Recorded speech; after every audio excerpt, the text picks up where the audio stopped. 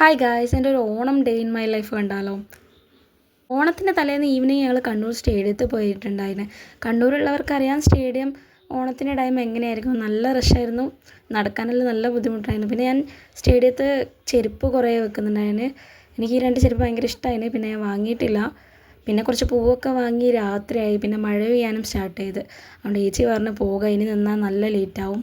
അങ്ങനെ ഞാൻ ഏച്ചിനെ വെയിറ്റ് ചെയ്തൊരു മരത്തണലിൽ നിൽക്കുക. അപ്പോൾ എൻ്റെ സബ്സ്ക്രൈബേഴ്സിനും എന്നെ സബ്സ്ക്രൈബ് ചെയ്യാണ്ട് എൻ്റെ വീഡിയോ കാണുന്നവർക്കും എല്ലാവർക്കും എൻ്റെ ഹാപ്പി ഓണം. അങ്ങനെ ഓണത്തിൻ്റെ ദിവസം രാവിലെ എഴുന്നേറ്റ് ഇവിടെയാണ് ഞങ്ങൾ ഓണത്തിൻ്റെ അന്ന്, തിരുവോണത്തിൻ്റെ അന്ന് പൂവിടുക. അപ്പോൾ അവിടെ ഒന്ന് നമുക്ക് അടിച്ചു വാരി ഒന്ന് വൃത്തിയാക്കി വെക്കാം. ഓൾറെഡി നൈറ്റ് അമ്മ തുടച്ച് വെച്ചതാണ്, അതുകൊണ്ട് നമുക്ക് ജസ്റ്റ് ഒന്ന് അടിച്ചു വാരി ഇട്ടാൽ മതി. ഓൾറെഡി ഞാൻ എണീക്കാൻ നല്ല ലേറ്റായി, 8 മണി ആവാനായി. അമ്മക്ക് വിളിക്കാൻ മറന്നുപോയി. അമ്മ കിച്ചണിൽ സദ്യേൻ്റെ തിരക്കിലാണ്. അഴിച്ചുവാരി ഇട്ടതിന് ശേഷം വേണം എനിക്ക് പോയി കുളിച്ച് പിന്നെ പൂവൊക്കെ ഒന്ന് സെറ്റ് ചെയ്ത് പൂവിടാൻ തുടങ്ങാൻ വേണ്ടിയിട്ട്. അങ്ങനെ ഞാൻ കുളിച്ച് വരുമ്പോഴത്തേക്ക് ഏച്ചീൻ്റെ മക്കളും എണീച്ചിട്ടുണ്ടായിന്. അങ്ങനെ ഹെൽപ്പിന് അവരും കൂടെ ഉണ്ട് പൂവൊക്കെ സെറ്റ് ചെയ്യാൻ. ഇത് ഞാൻ കണ്ണൂർ സ്റ്റേഡിയത്തിൽ പോയെന്ന് പറഞ്ഞില്ലേ, ആ പോയ സമയത്ത് വാങ്ങിച്ചൊരു ഡ്രസ്സായിരുന്നു ഓണത്തിൻ്റെ അന്ന് വീട്ടിലിടാൻ വേണ്ടിയിട്ട്. എനിക്ക് ഭയങ്കര ഇഷ്ടമാണ്. നല്ല കോട്ടൺ മെറ്റീരിയലാണ്, നല്ല ഡ്രസ്സ്, നല്ല കംഫർട്ടും ഉണ്ട്. അങ്ങനെ ഞാൻ പൂവിടാൻ സ്റ്റാർട്ട് ചെയ്ത്. എനിക്ക് ഈ പൂവിടൽ അത്ര വലിയ ഇഷ്ടമുള്ള കാര്യമല്ല, കാരണം നല്ല ടൈം കൺസ്യൂം ആയിട്ടുള്ള കാര്യമല്ലേ. മുന്നല്ലേ എൻ്റെ ഏച്ചിമാരാണ് ഇടൽ. ഇപ്പോൾ അവർ കല്യാണം കഴിഞ്ഞതിന് ശേഷം പിന്നെ അത് എൻ്റെ തലയിലായി ഗൈസ്.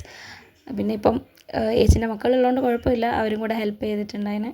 അതുകൊണ്ട് ഞാനിപ്പോൾ പണ്ടത്തെ പോലെ അങ്ങനെ ഭയങ്കരമായ ഡിസൈനൊന്നും ഉപയോഗിക്കലില്ല. സിമ്പിൾ ഡിസൈൻ അങ്ങ് ഇട്ടിട്ട് തീർക്കാനാണ് നോക്കൽ വേഗം. അപ്പോൾ ഓണമായിട്ട് നിങ്ങളെ വീട്ടിലൊക്കെ എന്താ പരിപാടിയോ, സദ്യയാണോ അതോ എന്തെങ്കിലും നോൺ വെജ് ഐറ്റംസ് ആണോ, എല്ലാം കമൻറ്റിൽ അറിയിക്കണം. എനിക്ക് തോന്നുന്നു കണ്ണൂർ ഭാഗത്ത് നോൺ വെജ് ആയിരിക്കും മെയിൻ കൂടുതൽ. അങ്ങനെ പൂവൊക്കെ ഇട്ട് കഴിഞ്ഞ് എങ്ങനെയുണ്ടെന്ന് കമൻറ്റിൽ അറിയിക്കണം.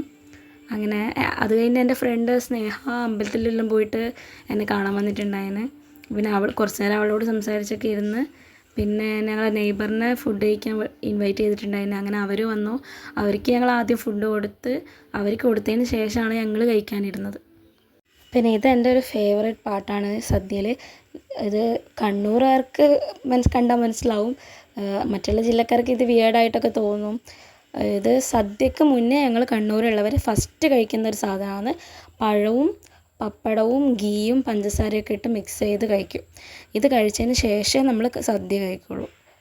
ഇതെനിക്ക് ഭയങ്കര ഇഷ്ടമാണ്. ഞാൻ പിന്നെ പഞ്ചസാര ഇടാൻ തന്നിട്ടില്ല, നെയ്യും പഴവും പപ്പടവും കൂടെ കുഴച്ച് കഴിച്ച്. കാരണം പഴത്തിന് നല്ല മധുരം ഉണ്ടായിന്.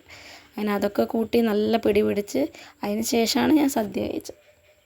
സദ്യ പിന്നെ ആസ് യൂഷ്വൽ എൻ്റെ അമ്മേൻ്റെ സദ്യ അടിപൊളിയാണ്, നല്ല ടേസ്റ്റ് ഉണ്ടായിന്. പിന്നെ എൻ്റെ സദ്യയിലെ ഫേവറേറ്റ് സാധനം പൈനാപ്പിൾ കിച്ചടിയാണ്.